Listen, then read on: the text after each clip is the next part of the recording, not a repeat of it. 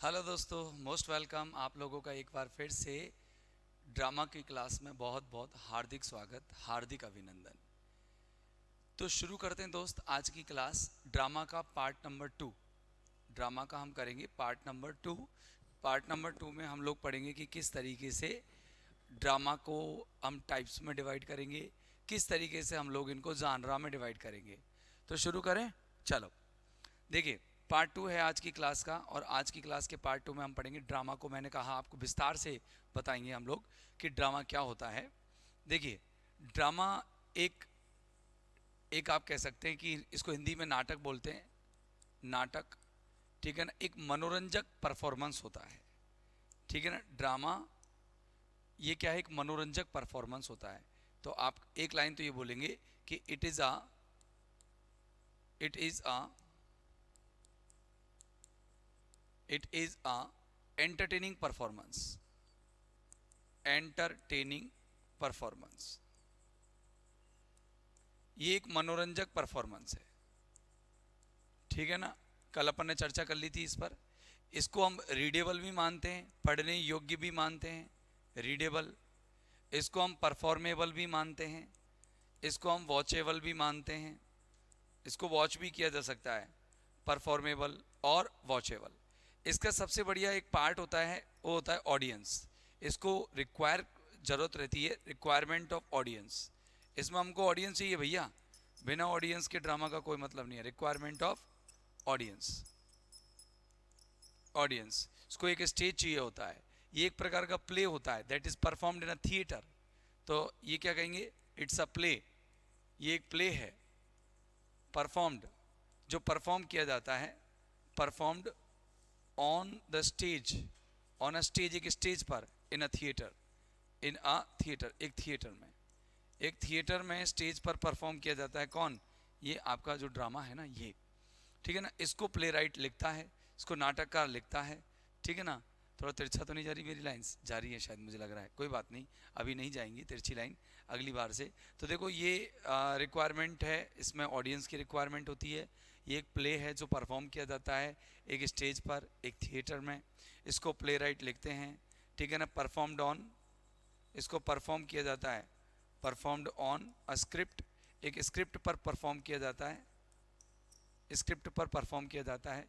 इसका जो main aim होता है वो एंटरटेन द ऑडियंस होता है, ठीक है ना। इसका जो मेन एम होता है, the main aim of a drama is to entertain the audience, ठीक है ना। तो क्या एम होगा इसका? मेन एम, इसका जो मेन एम है, main aim is to entertain. इसका जो मुख्य उद्देश्य होता है वो एंटरटेन होता है, क्या करने का? To entertain the audience. Audience को एंटरटेन करने का इसका मेन एम होता है। बिना एंटरटेनमेंट वाला कोई ड्रामा नहीं होता। किसी भी प्रकार का ड्रामा हो, ट्रेजेडी हो, कॉमेडी हो, किसी प्रकार का ड्रामा हो, जब तक इसके अंदर एंटरटेनमेंट नहीं है तब तक उस ड्रामा का कोई मतलब भी नहीं है। तो आपको ये ध्यान रखना है कि एक ड्रामा जो है मेनली क्या होगा, एक परफॉर्मिंग एक्ट होगा, ठीक है ना। क्या होगा? एक परफॉर्मिंग एक्ट होगा, ठीक है ना। इसका मैंने कल आपको बताया था कि ये ग्रीक भाषा के ड्रेन शब्द से लिया गया है, जिसका मतलब है टू डू और टू एक्ट, ठीक है ना। अब अपन आते हैं ड्रामा के टाइप्स पर। तो इसको हम ट्रेडिशनल और मॉडर्न ड्रामा दो भागों में बांटते हैं। तो ट्रेडिशनल ड्रामा को हम कहते हैं परंपरागत नाटक, इनको हम कहते हैं परंपरागत नाटक। क्या बोलते हैं हम इनको? परंपरागत नाटक बोलते हैं। क्या बोलेंगे अपन इनको? ट्रेडिशनल ड्रामा को परंपरागत नाटक बोलेंगे, क्योंकि इसमें मतलब हमारी एंशियंट कल्चर को दिखाया जाता है। तो ये लिखा है, इसको जो इंट्रोड्यूस किया था, इंट्रोड्यूस्ड, इसको जो परिचित कराया था, ये सामने जो आपको व्यक्तित्व दिख रहे हैं, ये व्यक्तित्व दिख रहे हैं वो अरिस्टोटल है, जिनको हम अरस्तु कहते हैं। तो इंट्रोड्यूस्ड बाय बाय एरिस्टोटल।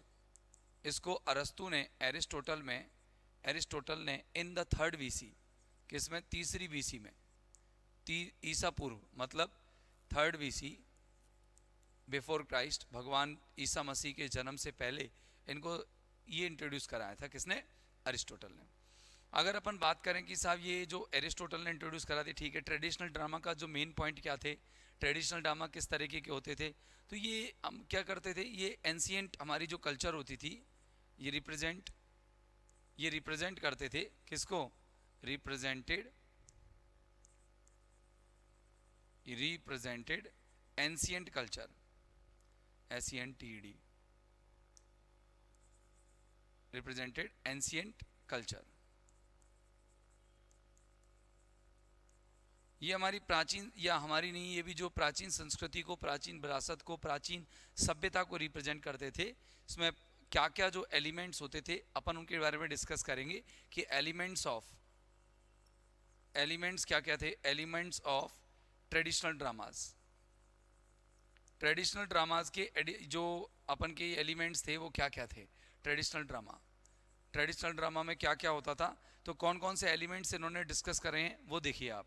तो सबसे पहला जो एलिमेंट इन्होंने डिस्कस किया है वो है प्लॉट, ठीक है ना। तो ट्रेडिशनल जो ड्रामा है उनके एलिमेंट्स देखो, एक तो प्लॉट होता था, प्लॉट के अलावा थीम होती थी, थीम के अलावा डायलॉग होते थे। तो प्लॉट, थीम, डायलॉग, कैरेक्टर, ठीक है ना, और म्यूजिक और आपके स्पेक्टिकल्स, ठीक है ना। फिर ये स्पेक्टिकल्स के बाद अपन को मॉडर्न ड्रामा पढ़ना है। तो आपको ये याद रखने हैं कि कौन कौन से इसके जो एलिमेंट्स हैं वो हैं। तो बताओ एलिमेंट्स कौन कौन से हैं। सबसे जो पहला एलिमेंट है दोस्त वो है इसका प्लॉट, ठीक है ना। पहला एलिमेंट इसका क्या है, प्लॉट है। दूसरा एलिमेंट इसका क्या है, डायलॉग है। पहला प्लॉट, दूसरा डायलॉग, DIALOGUE, डायलॉग, ठीक है ना। तीसरा इसका क्या है, कैरेक्टर है, कैरेक्टर है। पांचवा इसके अंदर क्या है, थीम है। छठा इसके अंदर क्या है, ये क्रम इनका चेंज हो जाएगा, कोई दिक्कत नहीं, क्रम कैसे भी कर सकते हैं। छठा इनके अंदर म्यूजिक है कि नहीं है, म्यूजिक है ना, म्यूजिक या राइम, RHYM, राइम। तो इस तरीके से इनके अंदर देखो थीम है, डायलॉग है, कैरेक्टर है, म्यूजिक है, राइम है, और समझ गए ना। और जो लास्ट जो एलिमेंट इनके पास बच जाता है, देखो यहाँ पर अपन ने स्पेक्टिकल ले लिया कि नहीं लिया, कैरेक्टर ले लिया, म्यूजिक ले लिया, थीम ले लिया, प्लॉट ले लिया, डायलॉग ले लिया। एक मिनट, डायलॉग ले लिया, कैरेक्टर ले लिया, कैरेक्टर्स के अलावा म्यूजिक ले लिया। तो एक चीज़ कौन सी बढ़ रही है अपनी, अच्छा अपन ने नंबर ही गलत डाल दिया यार, अपन ने सीक्वेंस ही गलत डाल रखा है। ये यहाँ पर 4th नंबर का है, ये 4th नंबर का है, और ये यहाँ पर 5th नंबर का है, और जो 6th नंबर पे है वो स्पेक्टिकल्स है, ठीक है ना। तो आपसे कोई भी पूछे कि भाई ट्रेडिशनल एलिमेंट्स के ड्रामा कौन, या ट्रेडिशनल जो ड्रामा है उसके एलिमेंट्स में कौन कौन इंक्लूड नहीं है, तो कैरेक्टर इंक्लूड है, प्लॉट इंक्लूड है, म्यूजिक इंक्लूड है, आपका थीम इंक्लूड है, इसके अलावा आपके क्या नाम, स्पेक्टिकल इंक्लूड है, डायलॉग इंक्लूड है। तो ये ज़रूरी थी। देखो कथानक, तो बिना कथानक के तो कोई ड्रामा न स्टोरी कुछ भी नहीं होता, डायलॉग नहीं होगा तो भी ड्रामा नहीं होगा, कैरेक्टर तो ज़रूरी है ही, थीम भी हर ड्रामा में होती ही है, तो म्यूजिक इसके अंदर और स्पेक्टिकल्स इसके अंदर दिए गए थे। स्पेक्टिकल्स मानी सीन, किस तरीके से स्टेज होगी, प्रॉप क्या होंगे, सेटिंग क्या होगी, टाइम क्या होगा, वगैरह वगैरह, ये सब स्पेक्टिकल के अंदर आते हैं। तो let us start discussing each topic, each point, each element one by one. तो देखो प्लॉट के बारे में बात करें, प्लॉट क्या होता है। तो प्लॉट के बारे में हमने पहले भी चर्चा की, भाई प्लॉट का मतलब होता है कथानक। प्लॉट को हम क्या कहते हैं, कथानक। हिंदी में यही बोलते हैं ना, कथानक ही बोलते हैं ना प्लॉट को। कोई और डाउट, क्लियर है ना मैटर, कि अपन प्लॉट को क्या बोलते हैं, कथानक बोलते हैं। प्लॉट को क्या बोलते हैं दोस्त, कथानक बोलते हैं। क्लियर है ना ये मैटर, ठीक है। अब मेरी बात को थोड़ा ध्यान से समझिएगा, गौर कीजिएगा कि जो प्लॉट है ना उसके अंदर एक स्टोरी लाइन होती है, एक ये कह दो कि आप सीरीज ऑफ इवेंट्स होती है, series of events, series of events, घटनाओं की सीरीज होती है। इसके अंदर एक स्टोरी लाइन होती है, एक बेसिक स्टोरी बनी होती है, ठीक है ना, ऑफ द टेक्स्ट की। प्लॉट जो है वो सीक्वेंस होता है, इसमें क्रम होता है, इवेंट जो है वो बिल्कुल प्रॉपर क्रम में जमी हुई होंगे, ठीक है ना। इन द स्टोरी और ड्रामा में जो आपके जो एलिमेंट्स जमे होते हैं, या ड्रामा में जो प्रॉपर एक अरेंजमेंट होता है सारी चीज़ों का, there are several elements that are common to all plots. हर प्लॉट में सारे जो एलिमेंट्स है वो से क्या होते हैं, कॉमन होते हैं। तो मैं आपको वो एलिमेंट्स बता देता हूँ कि कौन कौन से कॉमन एलिमेंट्स हैं। देखिए सबसे पहला तो अपन का ये वाला एक पॉइंट अपन को याद होगा, ठीक है ना, थोड़ा सा तिरछा है, तो सबसे पहले तो अपन को ये पॉइंट याद रखना पड़ेगा। उसके बाद में एक आपको ये क्लियर पता होगा, ठीक है ना, फिर आपको ये वाला जो है ये पता होगा, ठीक है ना। इसके बाद में आपको ये वाला एलिमेंट पता होगा, ठीक है ना। इसके बारे में मैंने आपको प्रॉपर समझा रखा होगा। तो देखिए यहाँ पर आप देखिएगा कि ये वाला जो एलिमेंट है, समझना आप अच्छे से, कि ये वाला जो पॉइंट है, ये वाला, इसमें फिलिंग कर देते हैं अपन, ये लो ब्लू कलर की फिलिंग कर देते हैं, ये फिल और ये ब्लू कलर, ठीक है ना। अब ये वाला जो पॉइंट है अपन का, ठीक है ना, ये वाला पॉइंट अपन का क्या कहलाता है, दिस इज कॉल्ड क्लाइमैक्स। ये पॉइंट अपन का क्लाइमैक्स कहलाता है ना, क्लाइमैक्स, ये पॉइंट, ये क्लाइमैक्स है। ये वाला जो पॉइंट है अपन का, वो राइजिंग एक्शन कहलाता है, राइजिंग एक्शन, ठीक है ना। ये वाला जो पॉइंट है अपन का, ये फॉलिंग एक्शन कहलाता है,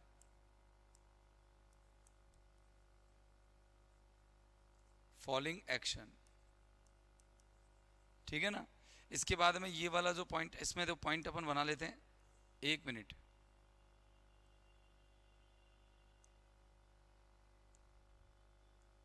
ठीक है ना। ये यहाँ पर जो है ना आपका, यहाँ पर आपका जो है कॉन्फ्लिक्ट शुरू हो जाता है, यहाँ पर कॉन्फ्लिक्ट जो है वो शुरू हो जाता है। तो ये पॉइंट कौन सा है, ये जो ये वाला जो पॉइंट है, इसको अपन कहते हैं क्या, इंट्रोडक्शन, इंट्रोडक्शन। और इंट्रोडक्शन के अलावा इसको जो ड्रामा में माना जाएगा, एक्सपोजिशन कहते हैं, एक्सपोजिशन। यानी यहाँ पर हम लोगों को ये पता लग जाता है कि आपके हु इज़ परफॉर्मिंग, कौन परफॉर्म कर रहा है, वेयर इज़ परफॉर्मिंग, कहाँ परफॉर्म हो रहा है, व्हेन इज़ परफॉर्मिंग, और वो कहाँ कब परफॉर्म कर रहा है। तो यहाँ पर अपन को टाइम, एक्शन और प्लेस के बारे में पता लग जाता है, टाइम, एक्शन और प्लेस, या टाइम, एक्शन, प्लेस और एक्टर के बारे में पता लग जाता है, यहाँ पर क्या होने वाला है ये भी पता लग जाता है। फिर यहाँ जो एक पॉइंट, और ये यहाँ पर एक पॉइंट क्रिएट होता है, यहाँ जो ये पॉइंट क्रिएट होता है ना, इसको अपन जो बोलते हैं, यहाँ एक पॉइंट क्रिएट होता है, यहाँ पर जाकर के एक पॉइंट क्रिएट होता है। इस पॉइंट को यहाँ से अपन का चालू हो जाता है डिनूमेंट, यानी कि रिजोल्यूशन। यहाँ पर प्रॉब्लम रिजॉल्व हो जाती है, रिजोल्यूशन, रिजोल्यूशन, या इसको अपन डिनूमेंट भी कहते हैं, DENOUEMENT, डिनूमेंट, उपसंहार, कंक्लूजन। तो आपका जो राइजिंग एक्शन है यहाँ से चला, कॉन्फ्लिक्ट यहाँ पे चालू हुआ, कॉन्फ्लिक्ट यहाँ से चलता चलता चलता चलता चलता चलता यहाँ गया, हाईएस्ट पॉइंट पर आ गया, और यहाँ नीचे उतर के यहाँ पर अपन के आ जाता है और रिजॉल्व हो जाता है यहाँ पर। तो ये सबसे इंटरेस्टिंग पॉइंट होता है, तो ये अपन को बहुत ज़्यादा इंटरेस्ट क्रिएट करता है। तो आप ये कह सकते हो कि जैसे हाईएस्ट पॉइंट, या जैसे अपन हाईएस्ट पॉइंट कहते हैं, वो ये है। इसके बारे में अपन ने कल खूब अच्छे से विस्तार से चर्चा की थी, पिछली क्लास के अंदर, स्टोरी के अंदर भी चर्चा की थी। ये हाईएस्ट पॉइंट होता है, इसके अंदर हमें इंटरेस्ट, सस्पेंस सभी क्रिएट होते हैं, या इंटरेस्ट भी सबसे ज़्यादा यहीं क्रिएट होता है, सस्पेंस भी सबसे ज़्यादा यहीं आता है कि नहीं आता, यस और नो। यहाँ पर अपन का जो प्रॉब्लम है वो रिजॉल्व हो जाती है, यहाँ पर प्रॉब्लम क्या हो जाती है, कॉन्फ्लिक्ट रिजॉल्व, कॉन्फ्लिक्ट क्या होता है, इज रिजॉल्व, कॉन्फ्लिक्ट पूरी तरह से हल हो जाता है, स्टोरी एंड्स, स्टोरी एंड्स, यहाँ पर स्टोरी एंड हो जाती है। यहाँ पे जाके पता लगता है कि आपका जो ड्रामा है वो ट्रेजेडी था, कॉमेडी था, या फिर मेलोड्रामा था। ये प्रॉपरली यहाँ जा करके पता लगता है कि एंड कैसा रहा। एंड कहते हैं ना कि all is well if ends well, यानी अगर सब कुछ सही है तो, मतलब एंड वेल है तो सब कुछ सही है। तो ये आपका प्लॉट का एक सेटअप होता है। तो ये मैंने आपको पहले भी समझा हुआ है। अब थीम की बात करें, थीम क्या है, it is the central idea, ठीक है ना। तो ये कहेंगे theme is, it is the central idea, it is the central idea। ये एक सेंट्रल आइडिया होता है, किसका, central idea of a drama, drama. It is the thought, ये एक थॉट होता है, इट इज द थॉट, ये थॉट होता है किसका, it is the thought of the, किसका, किसका थॉट होता है, ऑफ स्टोरी टेलर, ये dramatist, of A dramatist, dramatist. It is also called the message that, ये अब मैसेज भी कहते हैं इसे, इट इज ऑल्सो कॉल्ड, इसे हम क्या पुकारते हैं, it is also called a message, इसे हम एक मैसेज भी कहते हैं, that the playwright wants to deliver to the audience, that the playwright, जो नाटककार क्या करता है, प्ले राइट यानी नाटककार, बताया था ना कल आपको, that the playwright wants to deliver to the audience, wants to deliver to the audience, AUDIENC, audience. बोलो बात समझ में आ गई? ये तीनों पॉइंट्स क्लियर हो गए आपके? यस और नो? पहले तो बताओ तीनों पॉइंट्स क्लियर हुए कि नहीं हुए? अच्छे से समझ में आ गया? अच्छा, अब देखिए यहाँ पर ये जो थीम होती है ना, इसको अपन क्या और कह सकते हैं? थीम क्या होता है? थीम एक प्रकार का संदेश होता है। जैसे मानो मैंने कहा कि एक एक पानी पर एक ड्रामा परफॉर्म किया गया, पानी पर, कि पानी की जो बूंदें हैं वो गिर रही हैं, ख़राब हो रही हैं, बारिश आ रही है और पानी जो है बह कर के नदियों में, तालाबों में, समुद्रों में मिल जा रहा है और लोग यूज नहीं कर पा रहे हैं। फिर जब वो हैंडपम्प चला रहे हैं तो पानी नहीं आ रहा है। तो पूरी जो ड्रामा है ना, वो पूरी पूरी किस पर है? पानी पर। तो यहाँ पर जैसे थीम है वो अलग अलग हो सकती है। तो ये बेस्ड ऑन, ये थीम जो आधारित होती है वो किस किस पर होती है? बेस्ड ऑन नेशनल, किसी भी राष्ट्रीय इशू पर, कल्चरल, किसी भी सांस्कृतिक इशू पर, कल्चरल, रिलीजियस, कोई भी धार्मिक मुद्दे पर, नेचुरल, किसी भी प्राकृतिक मुद्दे पर, नेचुरल, और किसी भी सामाजिक मुद्दे पर। ठीक है ना? तो social and personal, social political भी हो सकता है, political and personal, political and personal, ये थीम हो सकती हैं। अब ये थीम जो है वो किस तरीके से होंगी, ये अपन डिपेंड करेगा भैया कि भाई वो लिख कैसे रहा है, क्या चीज़ देना चाहता है, क्या मैसेज देना चाहता है। कोई व्यक्तिगत मैसेज है वो देना चाहता है, कोई राष्ट्रीय है, कल्चरल है, रिलीजियस है, नेचुरल है, किस तरह का मैसेज वो डिलीवर करना चाहता है। That is a very important topic here. ये एक बहुत ही महत्वपूर्ण बिंदु रह जाता है। आता है डायलॉग। डायलॉग कह सकते हैं कि ड्रामा का एक प्रकार का ये सोल होता है। तो सोल तो आपका प्लॉट भी है और ये भी है। तो आपको ये याद रखना है कॉन्फ्लिक्ट की, स्टोरी का जो कॉन्फ्लिक्ट होता है। तो डायलॉग जो है ना, डायलॉग ये बहुत ज़्यादा ज़रूरी होता है। This is the most essential part. संवाद, मैंने आपको इसके बारे में भी कल चर्चा करी थी। संवाद तो अपन ने इसके बारे में ही पढ़ा था। The most essential part of a drama, ये सबसे आवश्यक भाग होता भैया। इससे बिना कुछ नहीं होता, सबसे अधिक आवश्यक भाग होता है, जरूरी भाग होता है। और आपको बताएं कि विदाउट डायलॉग्स, अगर डायलॉग्स नहीं है, without dialogues A drama is a story. एक ड्रामा जो है बिकम्स अ स्टोरी, क्या बन जाती है? कहानी, बिकम्स अ स्टोरी। ठीक है ना? ये क्या आता है? ये ड्रामा, ये जो डायलॉग होते हैं वो क्या करते हैं? Represents characters mood and manner. ये उनके मूड और मैनर को रिप्रेजेंट करते हैं, उनकी एक्टिविटीज़ को, एक्शन को रिप्रेजेंट करते हैं। तो रिप्रेजेंट, ये डायलॉग्स होते हैं, वो डायलॉग्स क्या होता है? रिप्रेजेंट्स करता है, प्रस्तुत करता है।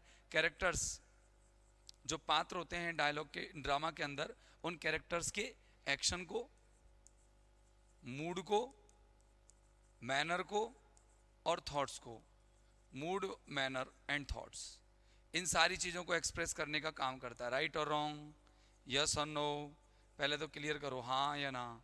क्लियर है ना? देख लो भैया, कोई डाउट हो तो बताओ। स्क्रीनशॉट लेना चाहो तो स्क्रीनशॉट ले लीजिएगा। क्लियर है?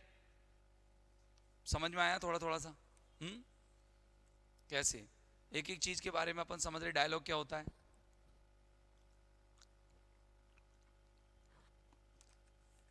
ये ऐसी चीज़ें हैं जिनके बारे में मैं आपसे पहले भी डिस्कस कर चुका हूँ। शॉर्ट स्टोरी में, ड्रामा के पहले पार्ट में हमने कहीं ना कहीं इनको डिस्कस किया है। कैरेक्टर्स के बारे में भी डिस्कस किया है कि कैरेक्टर्स कैसे होते हैं, पात्र कैसे होते हैं। कैरेक्टर्स के बारे में मैंने आपको प्रॉपरली खूब एक वीडियो बनाई कि कैरेक्टर्स कैसे कैसे होते हैं। तो अपन ने इसमें क्या क्या पढ़ा कि एक तो होता है प्रोटैगनिस्ट, पढ़ा था कि नहीं? हीरो। एक पढ़ा था अपन ने एंटागोनिस्ट, यानी कि खलनायक, पढ़ा था ना एंटागोनिस्ट।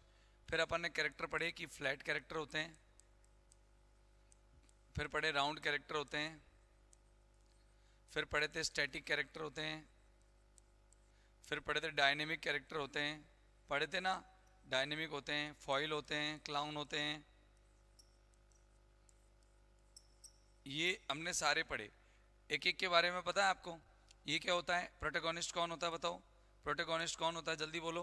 प्रोटैगनिस्ट कौन है? हीरो है, इसको अपन हीरो बोलते हैं।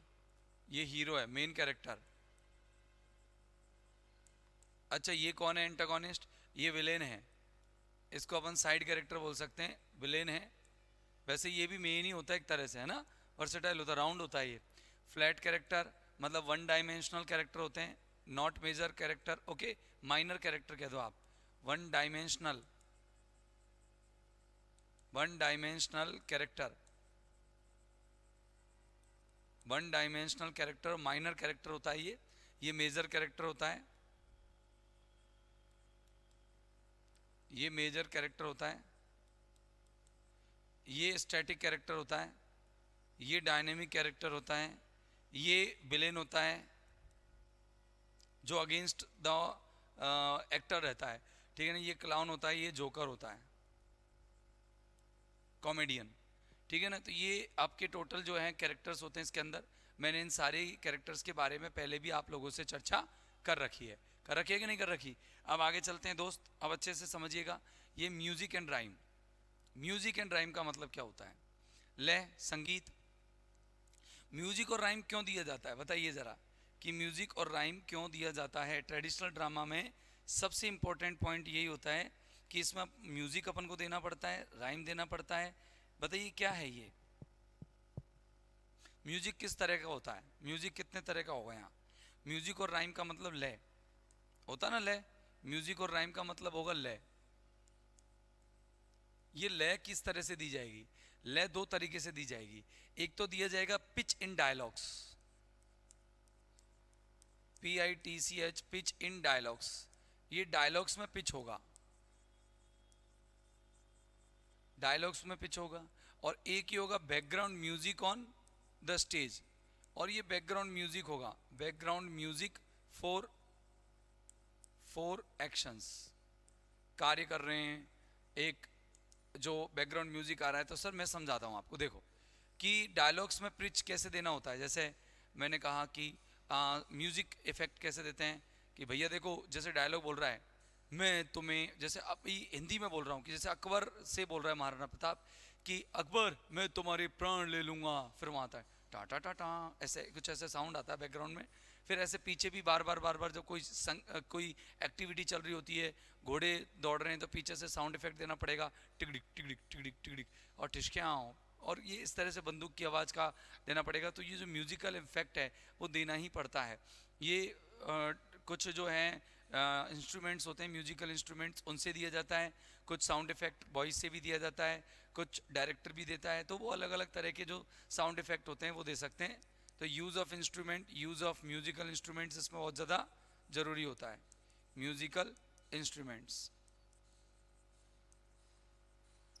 यूज़ ऑफ म्यूजिकल इंस्ट्रूमेंट्स, संगीतीय वाद्य यंत्रों का प्रयोग इसके अंदर बहुत होता है। ठीक है दोस्त,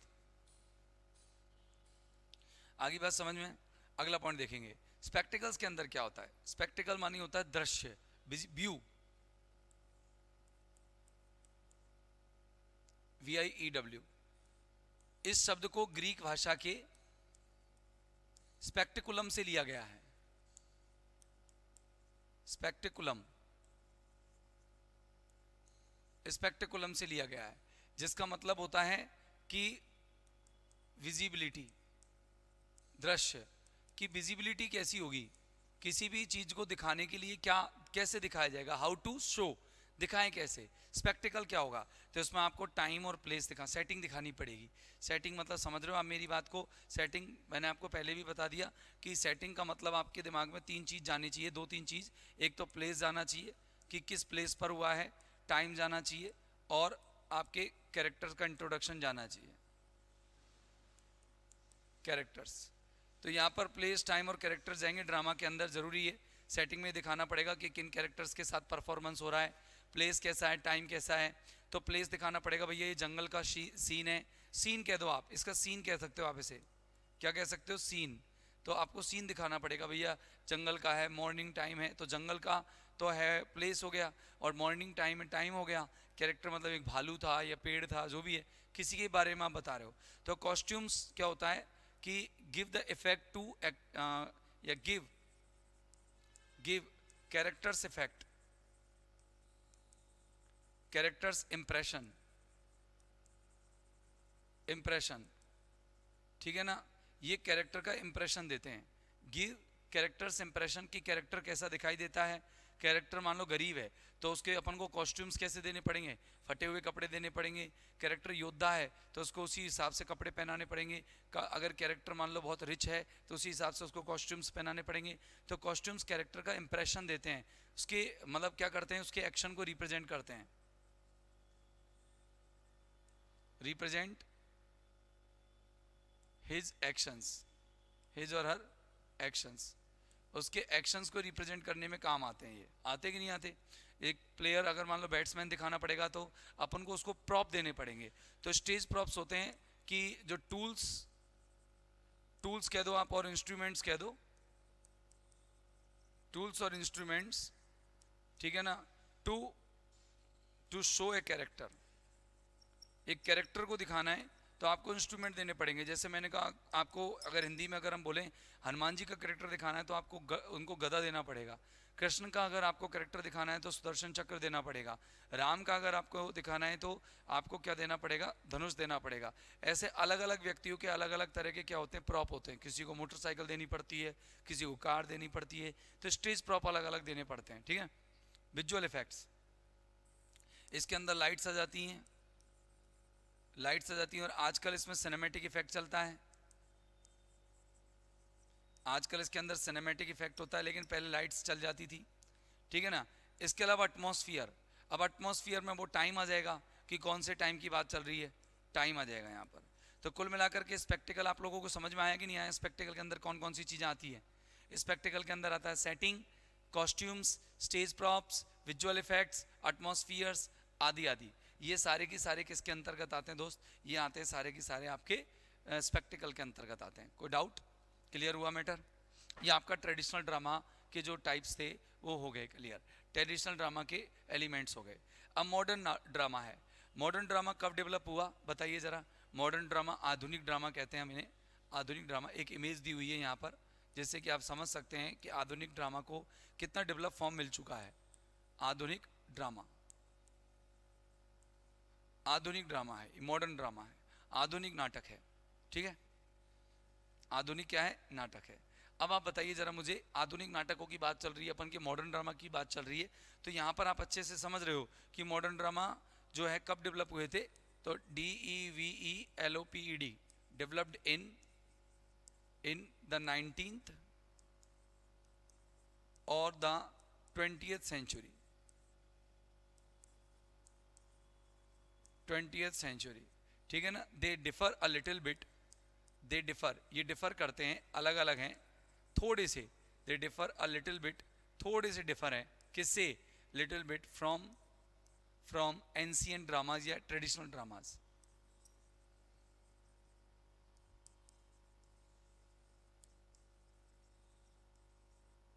फ्रॉम ट्रेडिशनल ड्रामाज, जो अपने ट्रेडिशनल ड्रामाज, इसमें है ना ज़्यादा क्वेश्चन नहीं आते दोस्त।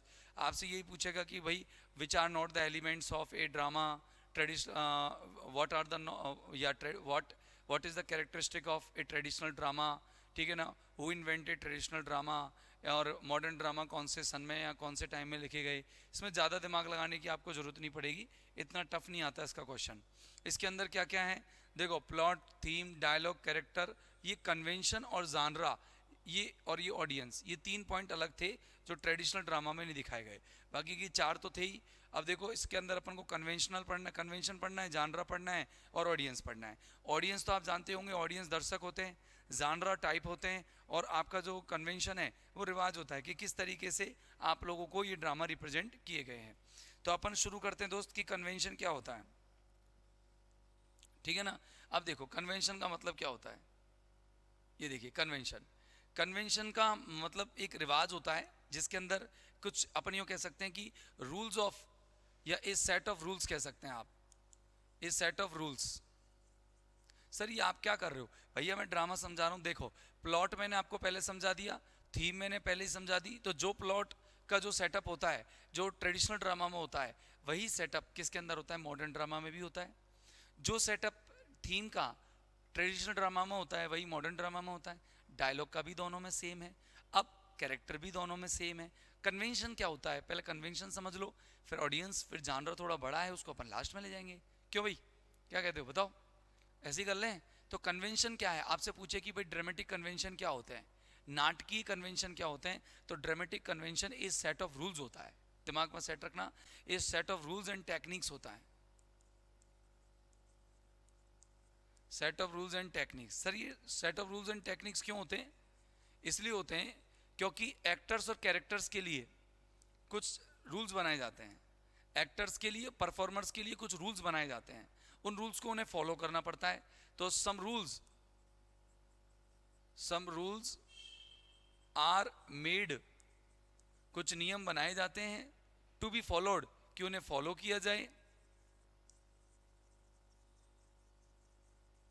बाय, किसके द्वारा, बाय एक्टर्स, अरे भैया किसके द्वारा बताओ, एक्टर्स के द्वारा, डायरेक्टर्स के द्वारा, परफॉर्मर्स के द्वारा और कैरेक्टर्स के द्वारा और ऑडियंस के द्वारा भी। ऑडियंस के लिए भी रूल बनते हैं, ऐसा नहीं है कि ऑडियंस जैसे जैसे कर सकती है कि उठ के आ गई साहब स्टेज पर मैं भी नाचूंगा, ऐसे नहीं, एंड ऑडियंस के लिए भी बनते हैं ये रूल्स कंप्लीटली सबके लिए बनते हैं।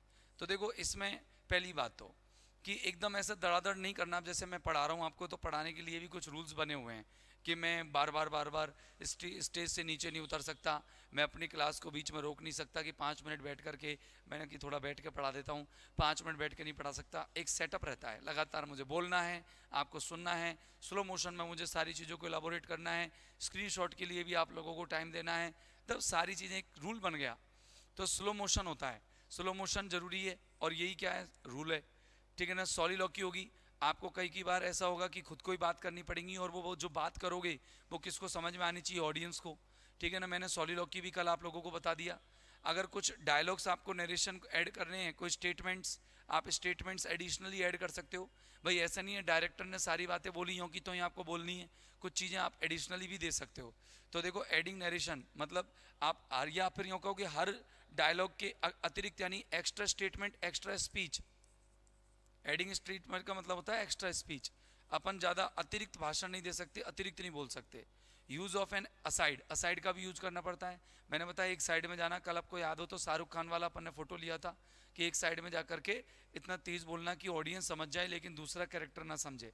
आपको कई बार साउंड का इफेक्ट देने के लिए सॉन्ग भी गाने पड़ जाते हैं, पढ़ते ही नहीं पढ़ते, एक कॉरस देना पड़ता है। कॉरस के बारे में मैंने बताया कल, ये टर्म को इंट्रोड्यूस कराने का मतलब क्या था कि आज की क्लास हमारी छोटी हो सके, आज की क्लास में हम मेन चीज़ों पे चर्चा कर सके, इसीलिए मैंने कल आप लोगों को ये चीज़ें बताई थी। कॉरस मैंने बताया एक सामूहिक गीत होता है जो कि कमेंट करने के लिए आता है, कब, एक्शन के बारे में, जब वहाँ पर और एक्टर्स नहीं होते हैं, सीधा उसका उद्देश्य होता है कि वो ऑडियंस को उन एक्शंस के बारे में इंट्रोड्यूस कराए जो घटना घट चुकी हैं।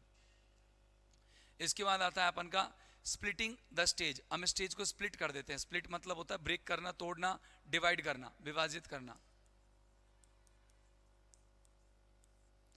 स्टेज को विभाजित कर दिया जाता है जिससे कि different spaces represent different locations.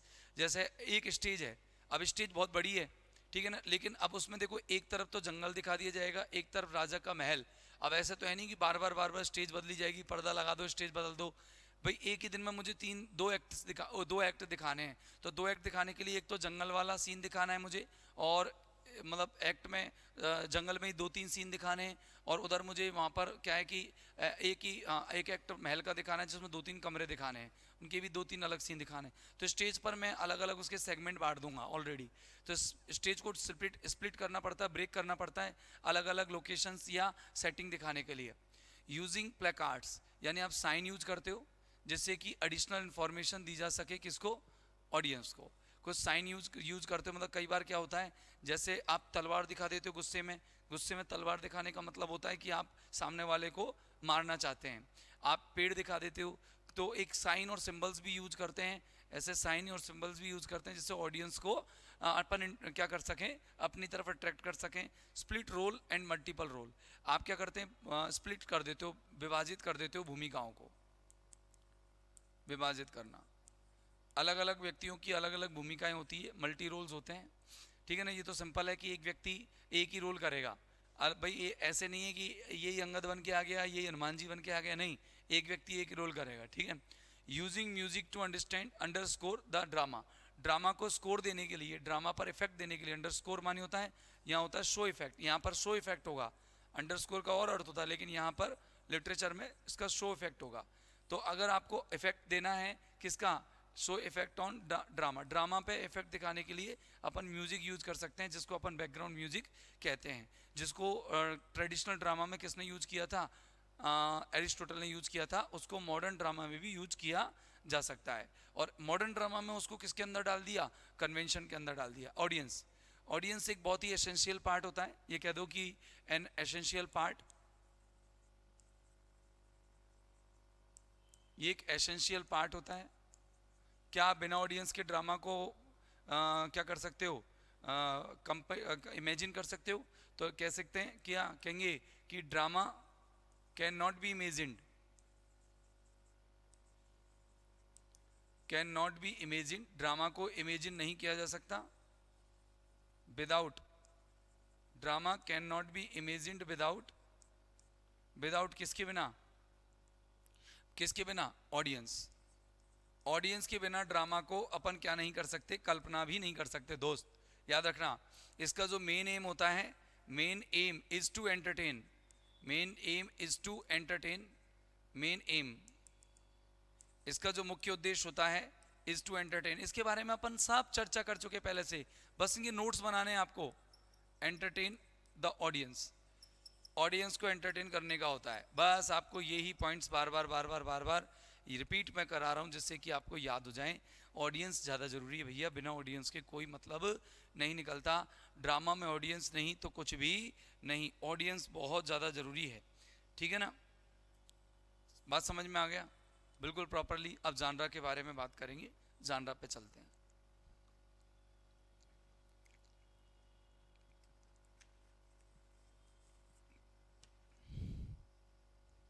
चलिए देखिए, जानरा में इनको अपन प्रकार कह सकते हैं, ड्रामा के प्रकार कितने हैं। तो देखो, जानरा ऑफ ड्रामा थोड़ा सा यहाँ देख लीजिए। देखो, tragedy, comedy, tragicomedy, farce, melodrama, soliloquy और असाइड और एक्सपेक्टेशन। अपन के यहाँ एक्सपेक्टेशन है नहीं, सिलेबस में छोड़ दीजिए। असाइड और सॉलिलॉकी मैंने आपको बताई दिए। मोनोलॉग के बारे में भी कल हम चर्चा कर चुके हैं। आज अपन ये 5 चीज़ों पर चर्चा करेंगे। मतलब अपन को ये ट्रेजेडी पढ़नी है, कॉमेडी पढ़नी है, ट्रेजाई कॉमेडी पढ़नी है, फार्स पढ़ना है, और इनके बारे में थोड़ा थोड़ा सा जान जून करके और अपन को आगे बढ़ना है, ठीक है ना। तो अपन सबसे पहले शुरू करते हैं कि टेक्निकल एलिमेंट्स के बारे में भी आ रहा है, थोड़ा सा टेक्निकल एलिमेंट देख लीजिए क्या क्या आते हैं, फिर अपन जानरा देखेंगे। देखो, इसके अंदर सीनरी होती है, ठीक है ना, कॉस्ट्यूम्स होते हैं, प्रॉप दिया जाता है, प्रॉप में आर्टिकल कोई वस्तु दे देंगे जिससे कि कैरेक्टर के रोल को इफेक्टिव बनाया जा सके, लाइट्स होती है, साउंड होता है और मेकअप होता है। तो ये सब अपन जानते हैं टेक्निकल एलिमेंट, एक बार देख लीजिएगा। ये पीडीएफ आप लोगों को टेलीग्राम चैनल पर अवेलेबल हो जाएगी। आप करते हैं साहब, परफॉर्मेंस एलिमेंट में क्या आता है। देखो, परफॉर्मेंस एलिमेंट भी देख लीजिए कि परफॉर्मेंस में एक्टिंग आती है, अभिनय आता है, कैरेक्टर का मोटिवेशन होता है। कैरेक्टर जब मोटिवेटेड होगा तभी अच्छे डायलॉग से स्पीक कर पाएगा, तभी अपने एक्टिविटी, मतलब डल नहीं होना चाहिए। ये इंट्रिंसिक जो इसके अंदर मोटिवेशन होना चाहिए, इंट्रिंसिक और एक्सट्रिंसिक, एक्सट्रिंसिक दोनों तरह का। सर ये कैसे मोटिवेशन होते हैं? सर ऐसे होते हैं, एक तो आप जैसे मान लो किसी कैरेक्टर को लेकर के आए, मान लो मैं ड्रामा परफॉर्म करवा रहा हूँ और मैंने कहा तेरे को फ्री में करना है, तो उसका अंदर से मन ही नहीं बनेगा, एलएजी होकर के वो परफॉर्म करेगा। तो अगर मैं उसको पैसा दे दूंगा बढ़िया वाला, तो उसको अंदर से मोटिवेशन मिलता रहेगा। टीचर है, परफॉर्मर होता है एक तरह का। टीचर कब काम करता है अच्छे से? जब उसको पैसा मिलता रहता है। ऑनलाइन में भी कोई टीचर कब पढ़ाता है? बताओ यार, भाई बताओ, ऑनलाइन में भी कोई टीचर कब पढ़ाएगा? जब उसको कुछ बच्चे मोटिवेट करते रहेंगे, वाह वाह बोलते रहेंगे, उसको कमेंट करते रहेंगे, अच्छा वो अच्छे से अच्छा पढ़ाने की कोशिश करेगा। और ये इंट्रिंसिक हुआ, ये एक्सट्रिंसिक हुआ। इंट्रिंसिक होता है स्वयं अभिप्रेरणा या स्वयं मोटिवेशन। एक्सट्रिंसिक हुआ बाहर से, वाह वाह वाह वाह वाह वाह, जब बोलते हैं तो और अच्छा परफॉर्म करता है वो। एम्पैथी, सहानुभूति का भाव उसके लिए रखना पड़ता है, सहानुभूति का भाव इसके अंदर होता है। स्पीकिंग, इसके अंदर डायलॉग्स होते हैं। वोकल एक्सप्रेशन देना ही पड़ता है। आप लहजे को बड़ा चढ़ा करके ही बोलोगे, प्यार से भी बोलना पड़ेगा, प्लीज मान जाओ ना, ऐसे तो बड़े वोकल एक्सप्रेशन भी देना पड़ेगा। ब्रीथ कंट्रोल भी इसके अंदर इंपॉर्टेंट होती है। इन्फ्लेक्शन यानी कि लाउडनेस, वॉइस कभी कभी तेज भी रखनी पड़ जाती है। हम नहीं रखते क्या, पढ़ाते पढ़ाते रखते ना, वॉइस में लहजा लाते ना, ऊपर नीचे प्रोजेक्शन करना पड़ता है अपने, मतलब जेस्चर्स, हाव भाव दिखाने पड़ते हैं, जेस्चर्स करना पड़ता है, फेशियल एक्सप्रेशंस दिखाने पड़ते हैं, और जेस्चर्स बता दिया आपको, जेस्चर्स बताने पड़ते हैं। ये अमेरिका हटा दो, ठीक है ना, जेस्चर्स दिखाने पड़ते हैं। ठीक है बच्चे, ये मैं इसको ऐसे कर देता हूँ, ये लीजिए, इससे आपके नोट्स प्रभावित नहीं होंगे। बस इसमें इतना इंपॉर्टेंट चीज़ नहीं थी। अब अपन आते हैं दोस्त किस पर, अपने मेन कंटेंट पर। मेन कंटेंट है अपन का कि अपन को जानरा पढ़ने हैं किसके, हाँ, बाकी फेशियल एक्सप्रेशन वगैरह तो आपके नहीं आते हैं, तो चिंता करने की कोई ज़्यादा ज़रूरत नहीं है। तो अगर अपन देखें इनके टाइप्स, देखें कि भैया ट्रेडिशनल अपन ने ड्रामा पढ़े, मॉडर्न ड्रामा पढ़े, और आज हम क्या पढ़ रहे हैं, आज हम पढ़ने जा रहे हैं कि भैया किस तरीके से ड्रामा के जो टाइप्स हैं वो बांटे गए हैं। ठीक है ना। अब देखिए, अगर अपन बात करें सबसे पहले ट्रेजेडी, ठीक है ना, सबसे पहले अपन ट्रेजेडी की बात करेंगे। तो ट्रेजेडी का मतलब होता है दुखांत, दुखांत, इसको बोलते हैं सैड एंडिंग। ठीक है ना, इसको क्या बोलते हैं, sad ending, sad ending.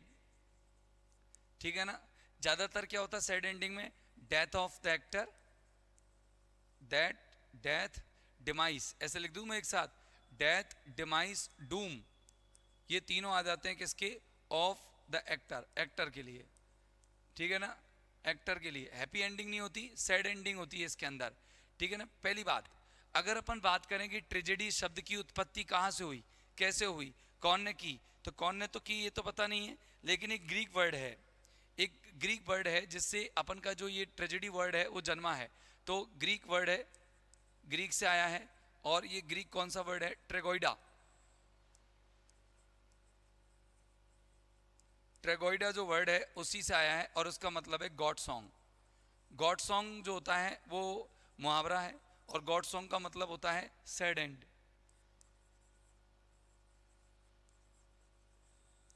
Sad and, दुखी अंत, इसको गॉड सॉन्ग कहते हैं।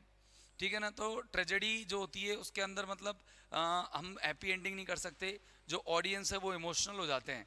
तो कैसे कहेंगे, make audience, make audience emotional in the and, emotional in the and, and में वो, इन द एंड, एंड में वो ऑडियंस को क्या कर देता है, इमोशनल कर देता है। यही क्या कहलाता है, आपका ट्रेजेडी कहलाता है। तो मैंने तीन लोगों के इमेज लिए हुए हैं, तो आप इन तीनों लोगों को जानते हैं क्या, हाँ जानते हैं क्या। एक तो है एस्किलस, AESCHYLUS, एस्किलस। ठीक है ना। एक है सोफोक्लिस, सोफोक्लिस, CLESE, है ना, सोफोक्लिस। और एक है यूरिपिडिस, यूरिप, DIC, यूरिपिडिस, इसकी स्पेलिंग शायद DIS है, यूरिपिडिस। तो यूरिपिडिस, सोफोक्लिस और एसिक्लस। ठीक है ना। तो एस्किलस और जो सोफोक्लिस और यूरिपिडिस है, इन तीनों लोगों ने इसको इंट्रोड्यूस कराया। ठीक है ना। तो ये तीनों लोग इंट्रोड्यूस हैं, तो इंट्रोड्यूस्ड बाय, आप लिख सकते हो, वैसे ये नहीं आएगा, आप चिंता ना करो, इंट्रोड्यूस्ड बाय। ठीक है ना, ये तीनों लोगों के नाम आप लिख सकते हैं, एस्किलस, सोफोक्लिस और यूरिपिडिस, इन लोगों ने इसको इंट्रोड्यूस कराया। कभी भी आपसे ये नहीं पूछेगा, सिर्फ आपसे पूछेगा कि ट्रेजेडी में क्या होता है, या कि the drama that has a sad end is called tragedy, tragicomedy, comedy farce, ऐसे आपसे पूछेगा। नॉर्मल क्वेश्चन पूछता है, कतई टफ नहीं पूछता रीट में, लेकिन जब इन बच्चों को नॉलेज ही नहीं होती तो वो तो गलत करेगा, और जिसको नॉलेज है वो आराम से उसको सही करके आएगा। बोलो राइट या रॉन्ग, क्लियर है मैटर। अब देखो ट्रेजेडी की बात करें कि कौन कौन से जो ट्रेजेडी में क्या क्या पॉइंट होते हैं, क्या क्या जो है ऐसे पॉइंट्स आते हैं जो लाइफ में कुछ बदलाव लेकर के आते हैं। सबसे पहले अपन बात करते हैं हेमर्शिया क्या होता है। हेमर्शिया का मतलब एक प्रकार का दोष होता है, एक प्रकार का अंत होता है, दुखा, मतलब आप इसको कह सकते हैं दोष। हेमर्शिया एक फ्ला है, एक त्रुटि है, एक एरर है, एक प्रकार का फॉल्ट है, एक प्रकार का दोष है, जो किस में आता है, प्रोटेगोनिस्ट के प्रोटोगोनिस्ट का जो ट्रेजिक फ्लॉ होता है उसको अपन हेमर्शिया कहते हैं। तो आपसे हेमर्शिया का मीनिंग पूछा जाएगा तो क्या होता है, तो आप लिख देंगे कि इट इज अ या it is the tragic flaw in the life of protagonist, tragic flaw in protagonist's life.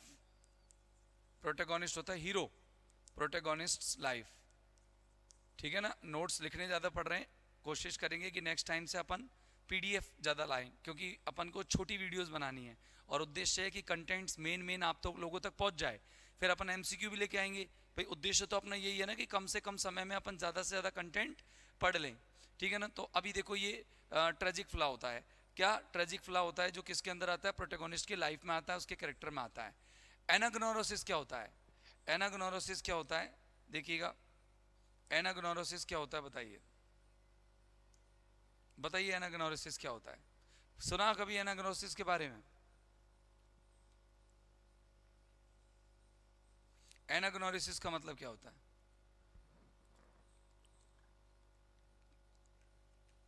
कभी कभी तुमने तेरे नाम देखी, तेरे नाम, तेरे नाम मूवी में क्या हो जाता है, एनाग्नोरोसिस हो जाता है, change of heart, Salman Khan का हृदय बदल जाता है और लास्ट में उसके साथ दुखांत हो जाता है, बेचारा वो टेंशन में रहता है और वो उसके बाल चले जाते हैं, बहुत बुरे हालातों में पहुंच जाता है। तो एनाग्नोरोसिस का मतलब होता है कि द चेंज ऑफ हार्ट,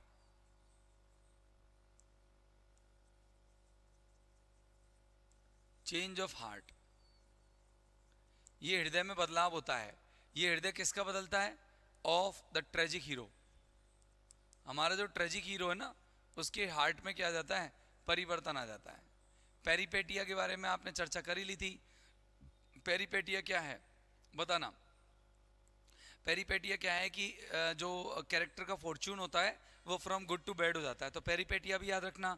हेमर्शिया और एनाग्नोरोसिस हमें कल ही डिस्कस कर लेने चाहिए थे, लेकिन रह गए, कोई बात नहीं, तो आज डिस्कस कर लेते हैं। कथारसिस, कथारसिस का मतलब क्या होता है, प्यूरिफिकेशन ऑफ हार्ट, हृदय की शुद्धता। मतलब when an actor confesses his faults, his crimes, his offences, तो दैट्स कॉल्ड कथारसिस। कथारसिस का मतलब होता है पुर्गेशन ऑफ हार्ट, ठीक है ना। ओके, तो देखो क्या कहेंगे कि expression, expression of crime offence, crime offence, sorrow, sorrow before the audience, before the audience, AUDIENCE, मतलब ऑडियंस के सामने आप अपनी अभिव्यक्ति कर देते हो, आप स्वीकार लेते हो कि आपने गलती की है, ठीक है भैया। क्या कर लेते हो आप, ये स्वीकार जाते हो कि आपने गलती की है। प्रॉपरली आपको पता लग जाता है सामने वाले को कि यार ये बंदा गलत है और इसने कन्फेस कर लिया। फिर थोड़ी सिंपैथी जाग जाती है, यार इसने यार कर लिया, यार इसको समस्या आ रही थी, इसने क्लियर कर दिया भैया कि यार हो जाती है यार समस्याएं, भाई इंसान के ऊपर जब बर्डन आता है तो इंसान का माइंड परिवर्तित हो जाता है। तो इस तरीके से वो कन्फेस करने लग जाता है। तो क्या होगा कि ट्रेजिक हीरो, जो ट्रेजिक हीरो होता है ना, वो confesses his flaw, his flaw, वो अपनी त्रुटि को, अपनी गलती को कन्फेस कर लेता है, ठीक है ना। ये उसको कहते हैं पुर्गेशन ऑफ हिज हार्ट, उसके हृदय में शुद्धता आ जाती है। पुर्गेशन इन द हार्ट ऑफ, किस में आ जाती है, in the heart of the tragic hero. Tragic hero के हार्ट में, हृदय में शुद्धता हो जाती है भैया। साफ साफ कह देता है कि देखो देवताओं, मेरे प्यारे दर्शकों, मेरे प्यारे श्रोताओं, मेरे से गलतियां हो गई यार, माफ़ कर दीजिएगा। हाँ, मैं नहीं चाहता था, मेरा बेटा ऐसा निकल गया, मेरी बेटी ऐसी निकल गई, मुझे ये समस्याएं हुई, मैं क्या करता, आप लोग ही खुद ही बताओ मैं क्या करता। हमने कहा भैया तूने जो किया सही किया है ना, हम भी यही करते। तो वहाँ पर आप जो सब कन्फेशन होता है वो कथारसिस होता है। ऐसे कहो कथा सुनोगे तो मन शुद्ध हो जाएगा, ऐसे कहो कथा सुनोगे तो मन शुद्ध हो जाएगा, तो इसको कहते हैं शुद्धिकरण। यहाँ पर एक प्रकार का शुद्धिकरण हो जाता है, शुद्धिकरण हो जाता है, हृदय का शुद्धिकरण, विचार शुद्ध हो जाते हैं, ठीक है। ओके दोस्त, अब चलते हैं अपन आगे। ये देखिए, अब आपको ट्रेडिशनल जो ट्रेजेडीज हैं, जो परंपरागत ट्रेजेडीज हैं, उनके आप देख लो एग्जाम्पल। ओडिसी होमर ने लिखी, और एक शेक्सपियर, एक शेक्सपियर नहीं, होमर ने लिखी, कौन सी, इलियड। होमर की है ना, और एनाटोनी, ये एंटनी और जो क्लियोपेट्रा है वो शेक्सपियर की है। Julius and seizure Shakespeare, King Lear, Macbeth, Othello, Romeo and Juliet, ये विलियम शेक्सपियर के। सबसे ज़्यादा जो ट्रेडिशनल ड्रामा लिखे विलियम शेक्सपियर ने लिखे, और आपको ये 2 ड्रामा होमर के अलग से याद रखने हैं, ओडिसी, और एक आपको याद रखना है इलियड। वैसे इनके उदाहरण पूछे नहीं जाएंगे तो आप इतना नीवी याद करोगे तो चलेगा। फिर मॉडर्न ट्रेजेडी क्या होती है? मॉडर्न ट्रेजेडी के एग्जाम्पल है स्ट्रीट कार नेम्ड डिजायर, ये किसने लिखी है? टेनेसी विलियम्स ने। टेनेसी विलियम्स ने जो आपका मॉडर्न ट्रेजेडी लिखी है वो है स्ट्रीट कार नेम डिजायर। एक घरेलू ट्रेजेडी भी है जो घर पे ही, मतलब जो डोमेस्टिक मतलब होता है, जो फैमिली लाइफ से जुड़ी हुई है, तो फैमिली ट्रेजेडी भी कहते हैं इसको, पारिवारिक ट्रेजेडी। ये सिर्फ एक मिडिल क्लास फैमिली से बिलोंग करती है। कहाँ से? ये मध्य वर्गीय परिवार से बिलोंग करने वाली होती है। इसमें अमीर और गरीब परिवारों के बारे में ट्रेजेडी नहीं होती है। और मध्यम वर्गीय परिवारों की ट्रेजेडी होती है या लाइफ में होती ही नहीं होती? मध्यम वर्गीय परिवारों से देखो dolls house, Nora, Henry Gibson ने लिखा है, नोरा की लाइफ में ये होता है डॉल्स हाउस में, ठीक है ना। ट्रेजिक कॉमेडी क्या होती है? जिसमें ट्रेजेडी और कॉमेडी दोनों होती है, कभी तो वो दुख में आ जाती है, कभी सुख में। तो देखो कि tragic and comic elements exist together, एक साथ एग्जिस्ट करते हैं। तो स्टार्टिंग में यानी बीच में मिडिल इसका ट्रेजिक हो जाता है, लेकिन जो लास्ट आता है, इसका इंटरमिशन आता है ना, वो तो ट्रेजिक होता है, और जब इसका लास्ट आता है ना तो वो कॉमिक होता है। तो हालांकि कॉमिक और थोड़ा ट्रेजिक ये मिक्स चलते ही रहते हैं। तो जैसे गॉट आउट की वेटिंग करना, तो वेटिंग फॉर गॉट आउट जो सैमुअल बेकेट ने लिखा है, ये आपका क्या है? ट्रेजाई कॉमेडी है, सैमुअल बेकेट के द्वारा लिखा हुआ। फिर रिवेंज ट्रेजेडी है। रिवेंज ट्रेजेडी होती है कि ये कॉमेडी नहीं थी, ट्रेजेडी थी, ठीक है ना। ट्रेजाई कॉमेडी दोनों में लास्ट में ट्रेजेडी होता है, अंत ट्रेजेडी में होता है। और कभी ये जो होती है, कभी कभी जैसे ऐसा होता है कि बीच में क्या चल रहा होता है, कॉमेडी चल रही होती है, और लास्ट में क्या चली जाती है, पूरे लास्ट में जाकर के ट्रेजेडी चला जाता है, ट्रेजिक एंड हो जाता है। तो कहने का मतलब ये नहीं है कि ये पूरी तरह से कॉमिक होगी या पूरी तरह से ट्रेजेडिक होगी, ऐसे भी नहीं है, ठीक है ना।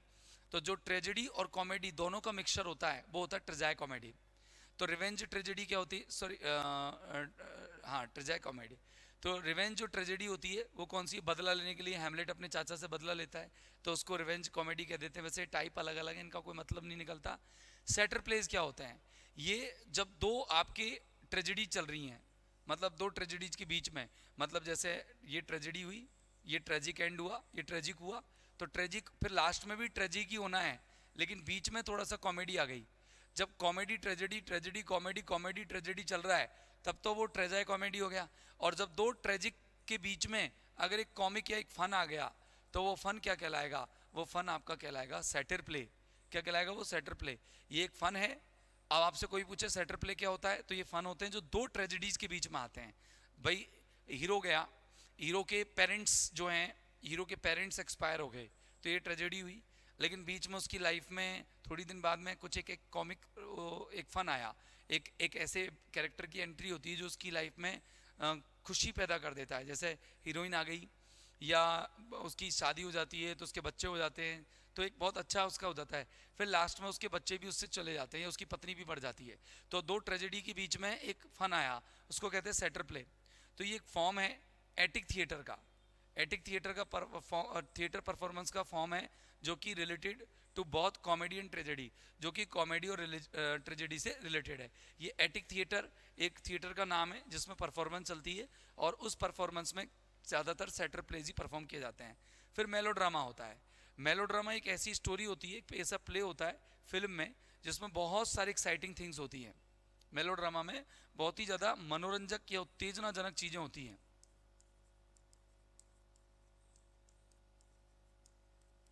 उत्तेजनाजनक चीज़ें या घटनाएं, ठीक है ना।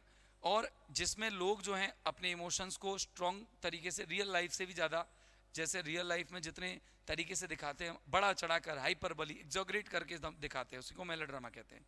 तो भावनाओं का अतिशोक्तिपूर्ण,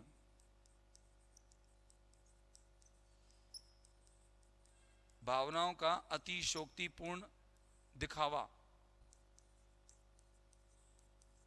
दिखावा ही क्या कहलाता है, मेलोड्रामा होता है, जिसमें अपन अपने एक्सप्रेशंस, अपने इमोशंस, अपनी भावनाओं को बहुत ही रियल लाइफ में जितना दिखाते हैं उससे ज़्यादा अपन रिप्रेजेंट कर देते हैं, वो मेलोड्रामा कहलाता है। कॉमेडीज क्या है, कॉमेडी ये ह्यूमरस प्ले हैं, हास्य नाटक हैं। सही बात है ना, कॉमेडी होती है हास्य नाटक। इनका एंड कैसा होता है बताओ भाई, अपना एक्टर विन कर जाता है इसके अंदर, है ना, तो प्रोटेगोनिस्ट यानी नायक जीत जाता है, नायक जीत जाता है, इसे कहते हैं हैप्पी एंडिंग। क्या बोलते हैं, हैप्पी एंडिंग, पूरा परिवार मिल जाता है, ठीक है ना, हैप्पी एंडिंग हो जाती है। फिर हीरो को हीरोइन मिल जाती है। गुडनेस डिफीट्स इविल, इसका जो थीम होती है वो क्या होती है, अच्छाई बुराई को जीत जाती है। थीम क्या होती है, अच्छाई बुराई को जीत लेती है, अच्छाई बुराई को जीत लेती है।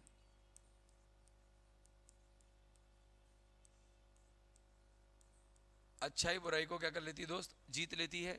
प्रोटेगोनिस्ट डोमिनेट्स एंटागोनिस्ट, यानी कि नायक खलनायक से प्रधान होता है, तो नायक नायक प्रधान बन जाता है, प्रमुख हो जाता है, प्रधान बनता है, किससे, खलनायक से, होता है ना, खलनायक से। आपने वो देखी सूर्यवंशी, खलनायक, सूर्यवंशम देखी ना, जिसमें अमिताभ बच्चन जो होता है लास्ट में जीत जाता है अपने पिता से, उसका जो पूरा दुखान चलता रहता है, दुख दुख दुख दुख, बीच में कॉमेडी भी आती है, और लास्ट में उसका जो एंड होता है वो कॉमेडी से होता है।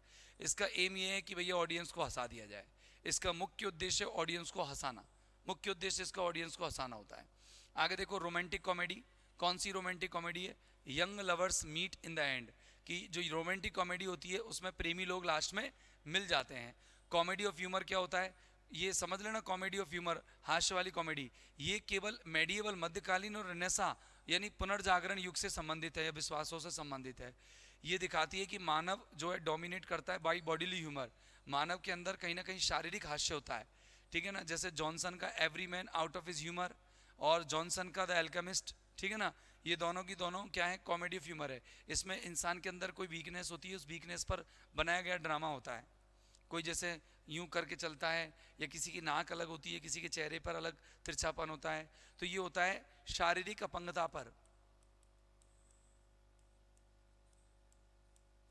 शारीरिक अपंगता पर जो ड्रामा बना होता है वो इसके अंदर आ जाता है कॉमेडी ऑफ ह्यूमर के अंदर। व्यंग्यात्मक कॉमेडी, सटारिकल होता है, व्यंग्यात्मक, व्यंग्यात्मक हास्य। तो देखो राइटर जो दिखाता है कि वाइसेस अवगुण, राइटर क्या दिखाता है बेटा, अवगुण दिखाता है, अवगुण दिखाता है। शॉर्टकमिंग्स, शॉर्टकमिंग्स यानी होते हैं कमियां, किसी की कमियां दिखाता है, किसकी, एक समाज की, एक समुदाय की, एक व्यक्ति की, ठीक है। जैसे गुलिवर्स की जो ट्रेवल्स है, ठीक है, जो जोनाथन स्विफ्ट ने लिखी थी, गुलिवर्स ट्रेवल्स लिखी थी ना जोनाथन स्विफ्ट में, गुलिवर की यात्राएं, तो रेप ऑफ द लॉक है। जैसे अलेक्जेंडर पॉप में जो एक जो महिला होती है उसका जो क्या नाम है उसका, ठीक है ना, बेलिंडा थी शायद, तो बेलिंडा का जो है मतलब उसमें बताया गया कि भाई लॉक, उसके जो बालों का है ना, उसका जो क्या हो जाता है, रेप हो जाता है, तो बालों के या उसके जो कहने का मतलब रेप ऑफ द लॉक, बालों की जो चुटिया का जो उसका रेप हो जाता है, मतलब उसके बाल काट दिए जाते हैं, कुछ इस तरीके से था। तो अलेक्जेंडर पॉप ने उस पूरी तरह से उसको व्याख्या किया और उसमें बताया कि किस तरीके से व्यंग उनके जीवन पर उन्होंने किया है। तो आगे देखिए कॉमेडी ऑफ मैनर्स, जो कि टॉमस हार्डी ने लिखा है, the mayor of the Casterbridge. क्या होता है, इंसान अपने तौर तरीकों से कॉमेडी करता है, मतलब उसके तौर तरीकों पर, उसके व्यवहार पर, वो उसके व्यवहार उसको बार बार कभी अच्छे पे ले आते, कभी अंत पे ले आते, कभी उसको बुराई पर ले आते हैं। तो ये फोकस करता है एक फैशनेबल और स्टाइलिश पॉम्पस पर्सन और सोसाइटी, मतलब ये रईस और दिखावटी समाज या व्यक्तियों के बारे में होता है।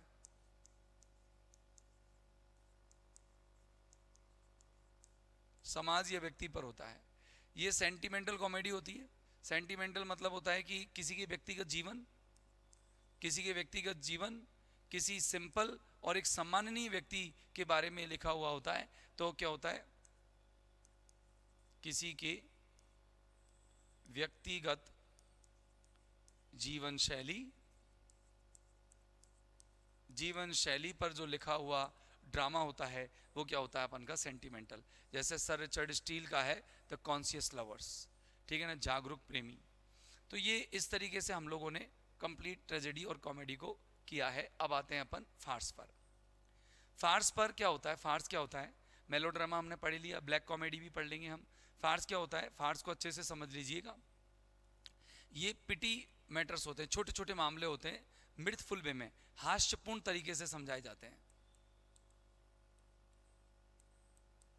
ये छोटे छोटे मामले होते हैं जो बहुत ही हास्यपूर्ण तरीके से समझाए जाते हैं, बिल्कुल हास्यपूर्ण तरीके से, मतलब बहुत ही कॉमिक वे में इनको समझाया जाएगा, बहुत इजीली। आप यहाँ पर मतलब केवल उनका जो उद्देश्य होता है किसका, ये जो प्ले राइट का, वो सिर्फ यहाँ पर ऑडियंस को हंसाना होता है और कुछ नहीं। ये एक प्रकार का तमाशा या मजाक होता है, एक प्रकार का अपन तमाशा, इसको मजाक कह देते हैं। किसी व्यक्ति के जीवन पर हो जाता है, नॉर्मल पूरा कॉमेडी नहीं होती है, छोटी सी कॉमेडी होती है।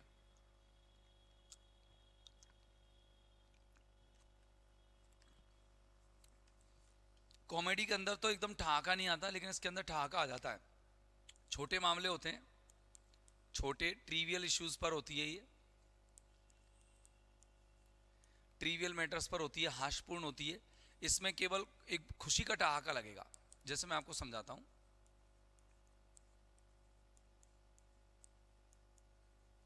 खुशी का ठहाका, हंसी का ठहाका लगेगा।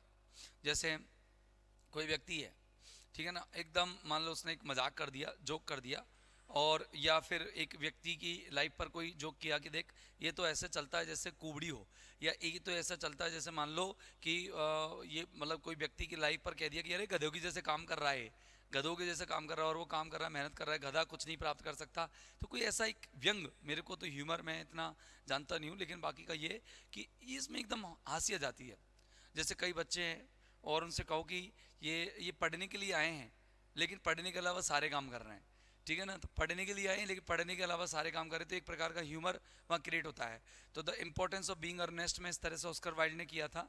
ये ब्लैक कॉमेडी देख लो, ब्लैक कॉमेडी क्या है, ये एक प्रकार का सिनिसिज्म है और डिसइल्यूजनमेंट है, मतलब एक प्रकार का भ्रम होता है और एक सनक होती है एक प्रकार की, ठीक है ना। ये दिखाता है एक्टर को बिना उम्मीद के और कन्विक्शन, किसी विचारधारा के, मतलब इसमें एक्टर को कोई ना तो होप होती है ना कन्विक्शन होता है, बस विदाउट होप वो अपने ड्रामा में बस अपना चलता रहता है, उम्मीद नहीं होती।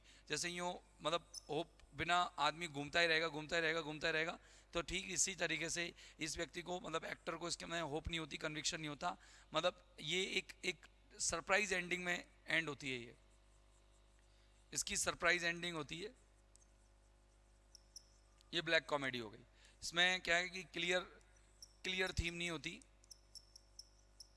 नो क्लियर थीम या अनक्लियर थीम होती है इसके अंदर। ये मान लो आप इसमें कह नहीं सकते कि ये बंदा क्या विचार दे रहा है, हमें क्या मैसेज दे रहा है, कि नो क्लियर मैसेज, इसके अंदर पूरा कोई स्पष्ट मैसेज भी नहीं होता, नो क्लियर मैसेज। बाकी के तो ड्रामा के सारे एलिमेंट्स इसके अंदर हो सकते हैं, लेकिन क्लियर मैसेज इसके अंदर नहीं होता है। तो ये अपन का कंप्लीट हो चुका है चैप्टर, ये देखिए बिल्कुल कंप्लीट है। अभी इस चैप्टर में और भी कुछ अपन के नहीं है। आज अपन ने इतना सब कुछ पढ़ा, वो सिर्फ इसलिए पढ़ा क्योंकि हमारे पास कंटेंट्स टाइप्ड था। अगर हमारे पास कंटेंट टाइप नहीं होता तो शायद मैं समझ रहा हूँ कि हम लोगों के लिए मुश्किल हो जाती। तो सभी लोगों को एक बार फिर से राधे राधे, जय श्री कृष्णा, जय श्री श्याम, और आप लोगों से मैं लेता हूँ अब विदा। फिर मिलेंगे कल अगले एपिसोड में टीचिंग मेथड्स के नए टॉपिक के साथ, और पढ़ेंगे हम principles of teaching English language, अंग्रेजी भाषा को पढ़ाने के सिद्धांत। लिटरेचर का पोर्शन पूरा हो चुका है, टीचिंग मेथड के 2 टॉपिक भी क्लियर हो चुके हैं। अब टीचिंग मेथड का एक और टॉपिक क्लियर करके हम पहुंच जाएंगे सीधा कहाँ पर, फोनेटिक्स पर, सिंबल पर, साउंड्स पर, ट्रांसक्रिप्शन पर, और उसके बाद हम चालू करेंगे ग्रामर, और फिर लास्ट में जो टीचिंग मेथड्स के 2-3 टॉपिक है वो। तो इस तरीके से हम 20-30 तारीख तक हमारा कोर्स कंप्लीट कर लेंगे, और फिर हम चलेंगे एमसीक्यूज़ पर। एमसीक्यूज़ पर मेरे साथ ज़रूर जुड़िएगा। और दोस्तों हाँ, अगर आपको ये कोर्स ख़रीदना है, ये कोर्स लेना है, तो इस कोर्स की जो रेट है वो आप कंप्लीटली अभी, जब इस नवंबर में आप लेना चाहें तो नवंबर के महीने में इस कोर्स की कीमत मात्र आप लोगों के लिए 399 रुपये रहेगी। अब इसके अंदर क्या क्या मिलने वाला है समझ लीजिए। इस 399 के कोर्स में आप लोगों को क्या क्या मिलने वाला है, अब ये थोड़ा सा समझ लीजिए। देखो 399 इसलिए क्योंकि मैं इसमें टेस्ट सीरीज इंक्लूड कर रहा हूँ, पीडीएफ इंक्लूड कर रहा हूँ, पीडीएफ्स दे रहा हूँ, बहुत सारी पीडीएफ्स आपको मिल जाएंगे, नोट्स मिल जाएंगे, कंप्लीट नोट्स मिलेंगे आपको। तो इसमें आप लोगों को ज़्यादा दिक्कत लेने की जरूरत नहीं पड़ेगी, कंप्लीट नोट्स मिलेंगे। तो देखो सबसे पहली बात तो इसमें समझो, इसमें आप लोगों को टेस्ट सीरीज मिलेगी, कंप्लीट टेस्ट सीरीज। तो आपको टॉपिक वाइज टेस्ट सीरीज मिलेंगी, टॉपिक वाइज, और ये टॉपिक वाइज टेस्ट आपको दो सेट, दो सेट 20-20, 30-30 क्वेश्चंस के आपको ये मिल जाएंगे, ठीक है ना। और इसके अलावा टॉपिक वाइज टेस्ट सीरीज के अलावा यहाँ पर आपको सेक्शनल टॉपिक्स, सेक्शनल सेट मिलेंगे। सेक्शनल मतलब unit wise, sectional tests, unit wise test. और यूनिट वाइज के अलावा जो तीसरे टाइप के टेस्ट है इसके अंदर, वो तीसरे टाइप के टेस्ट कौन से हैं कि आप लोगों को यहाँ पर एक फुल लेंथ टेस्ट भी मिलेंगे। जो फुल लेंथ टेस्ट की यहाँ पर जो संख्या है वो आपकी 5 जो टेस्ट हैं आप लोगों को मिल जाएंगे। तो मेरी तरफ से आप लोगों को ये मात्र 399 मिल रहा है और पूरा रिकॉर्डेड और लाइव आपको कोर्स है ही। तो आप कोर्स पढ़ो और आराम से पढ़ो। देखो कोर्स तो मैं पढ़ाऊंगा पूरा यूट्यूब पर बिल्कुल निःशुल्क, लेकिन आपको अगर प्रैक्टिस करनी है, आपको नोट्स चाहिए बने बनाए, आपको टॉपिक वाइज टेस्ट चाहिए, तो भाई साहब आपको जाना ही पड़ेगा। बाकी की आपकी इच्छा है। एजुबिश और इसके अलावा जो एडिशनल क्वेश्चंस होंगे वो भी मैं आपको यूट्यूब पर जो सॉल्व कराऊंगा वो वहीं पर, क्योंकि आपके पास इतना टाइम नहीं है कि आप मेरे साथ 2-2 घंटे 2.5 घंटे लाइव बैठ सको, तो मैं उसको आपको वहाँ रख दूंगा। तो वहाँ पर आप जितनी भी स्पीड से देखना चाहो वो देख लीजिएगा। तो दोस्तों फिर मिलते हैं। और आपको ऐप कैसे लेना है, आपको कोर्स कैसे लेना है, आपको कोर्स लेने के लिए ये नंबर पर, सर नंबर बोल दीजिएगा आपके, 761189829150। इस पर आप कॉल कीजिएगा और इस पर कॉल करके कॉस्मोस क्लासेस का ऐप डाउनलोड कीजिएगा। या अभी नहीं भी किया हो तो कोई बात नहीं, आप अभी फ़िलहाल इस नंबर पर कॉल कर लीजिएगा और इस पर कॉल करके आप ये ऐप ले सकते हैं, कोर्स ले सकते हैं। तो ठीक है, thank you, okay, thank you भाई साहब, बाय बाय। और ये सारा की सारा कंटेंट्स आप लोगों को टेलीग्राम पर अपलोड हो जाएगा। Bye bye, thank you.